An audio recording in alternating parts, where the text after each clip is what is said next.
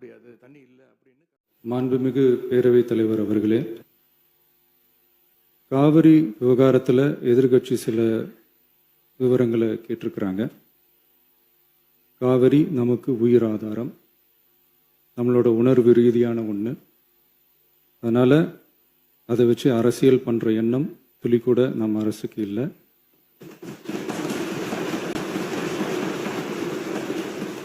அதுக்கான அவசியமும் இல்லை. மேகதாது விவகாரத்தில் நாம் எல்லாரும் சேர்ந்து தான் தீர்மானம் போட்டோம். அதை நேர்முக கடிதமாக மாண்புமிகு பிரதமர் அவர்களுக்கும் அனுப்பி வச்சிருக்கிறோம்.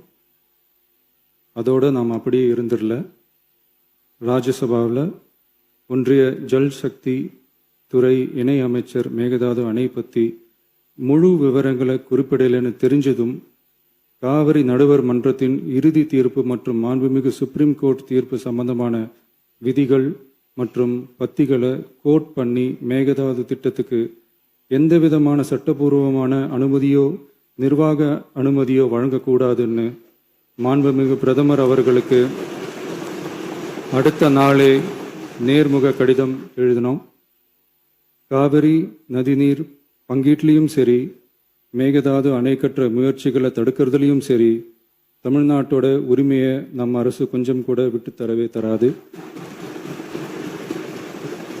அதுதான் நம்மளோட நிலைப்பாடும்.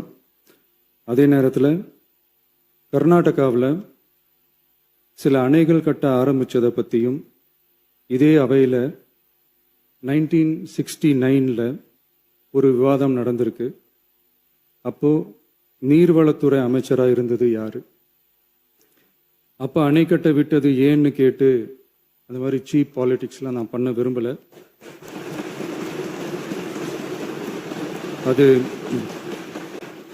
அது நம்ம நோக்கமும் இல்லை. ஏன்னா காவிரி விவகாரத்தை ரொம்ப கவனமாக கையாளணும். எந்த கட்சி ஆளுகிறது, எந்த கட்சிக்கு பெருமை, யாருக்கு பெருமைன்னெலாம் பார்க்கக்கூடாது. இது தமிழக மக்களுடைய பிரச்சனை அப்படின்னு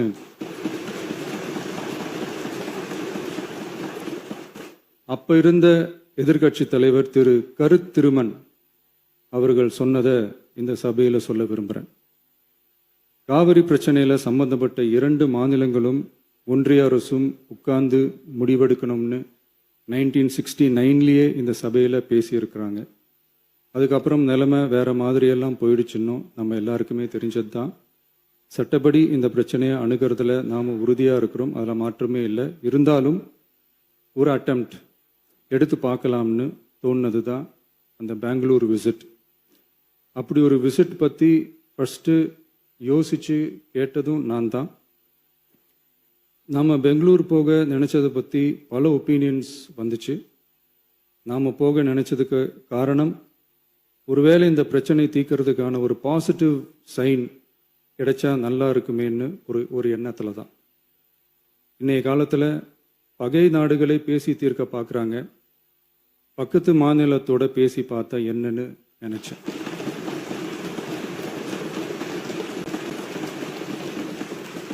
அதனால தான் அப்படி ஒரு அட்டெம்ப்ட் எடுக்க நான் ட்ரை பண்ணோம். ஒருவேளை அந்த அட்டெம்ப்டில் ஒரு அவமானம் நேர்ந்தால் என்ன செய்யன்னு சில பேர் கேட்டாங்க. அப்படி நடந்தா தமிழ்நாட்டு மக்களுக்காக அதையும் தாங்க தயாராக தான் இருக்கேன்.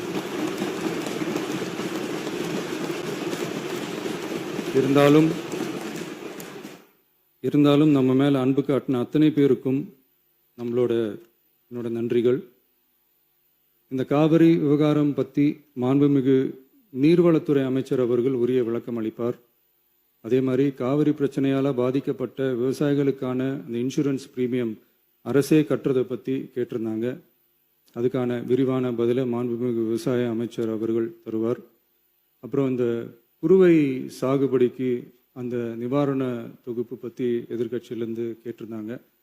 அந்த குறுவை சாகுபடிக்கு அந்த நிவாரணம் ஏற்கனவே கொடுத்தாச்சு, வழங்கியாச்சு. இது அரசியலே நாங்கள் தான் அப்படின்னு சொல்லிக்கிறவங்களுக்கு இது எப்படி தெரியாமல் போச்சுன்னு எனக்கு தெரியல.